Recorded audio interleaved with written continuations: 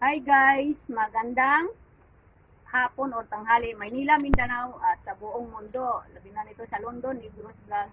Meron po tayo nito interview na isang nanay nga nangailangan din siya ng tulong kahit konti. Labi na pinangunahan nito ni Ma'am Sally Torres Villandre at sa iba pang mag-sponsor, mayroon po kaming interview na isang babae. Ayo. Nay. Maria, pwede ba kitang interviewin, te? Pwede. Kung sa may, tanongin lang kita, pangtanong kita kung sa'yo pang inabuhi mo sa pang-araw-araw. Mamulay, mamagol, ulingon, mangahoy, para yung makapalit ng pagkaon. Sa makapalit o Bugas, sa pang-adlaw-adlaw. kapang adlaw-adlaw. So, at saka yan lang ang pang kinabuhi mo. Muna ang pinangabuhi. Ora na.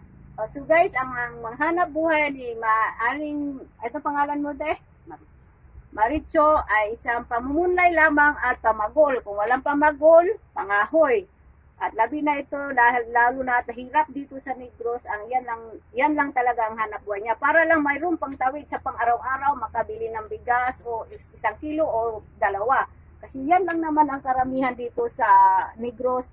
Hirap talaga ang mga tao dito.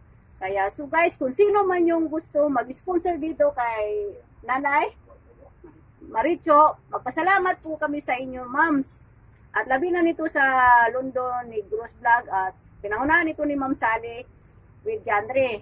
Magpasalamat po kami sa inyo kung ano yung sharing na ano yung blessing na dumating sa inyo, isi-share po nito sa katulad nito naming mahirap ni Nanay Maricho, at magpasalamat po kami sa inyo sa kung ano yung grasyang dumating po. Salamat. God bless all. Bye-bye. Okay.